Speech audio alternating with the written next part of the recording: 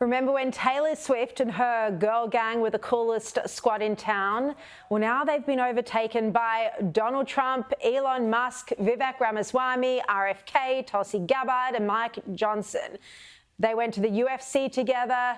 A bunch of them have posed for pictures on private jets, eating McDonald's and more. And I was actually surprised to see RFK eating Maccas there, given he has declared a war against junk food. All right, Sky News contributor Kosha Gada joins me now. Kosha, this is the new cool group in politics.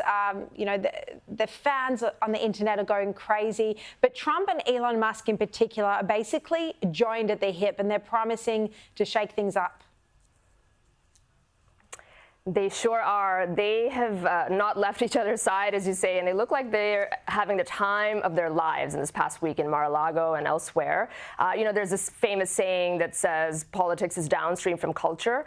I think what Trump and Musk and this whole group are proving, at least in this instance, it's in the reverse, and culture is downstream from politics. Everything from his dance move to these photos that they're releasing, and they're having fun at the UFC and flying on jets and all of that.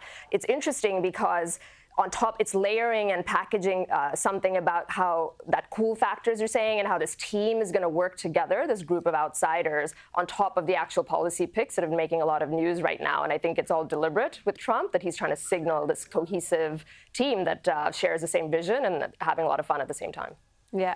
Well, we've been talking about Trump's cabinet appointees in recent days.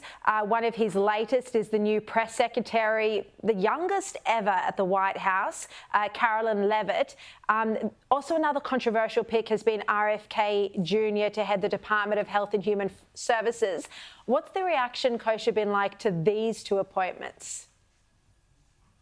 Yeah, I think the reaction to these two, as with all the others, is really like a tale of two cities, tale of two realities. And there's the side, the losers, who lost in this election, the Democrats and their allies, are not happy with any of these picks because they are these outsiders, brawlers, come from a different point of view often than the traditional type. And then on the other side, the people that gave Trump the mandate are actually thrilled with these types of picks. For these two in particular, Caroline Levitt, very young, 27 years old. She was a pretty fierce, fire-breathing spokesperson for him during the campaign, and she would go in and do battle with CNN and MSNBC on a regular basis. So I think she's sort of got her own fandom, and I think the press briefings are going to be spicier this time around because of that. And then RFK, of course, is interesting in terms of his policy positions and what he wants to look at in terms of the food supply and the vaccine complex and all of that. But I also think on that symbolic level, the fact that he is this iconic Democrat that supported Trump and now has earned a position in the cabinet is really interesting when people have spent the better part of the last decade framing Trump as this divisive figure. It's just interesting that one of the most iconic Democrats in U.S. history is actually in his cabinet now, potentially. Yeah, it's fascinating. Kosha, I just want to shift to Russia because Russia has targeted Ukraine in a major drone and missile attack. And this comes kind of shortly after Joe Biden greenlit Ukraine's use of long-range missiles against Russia.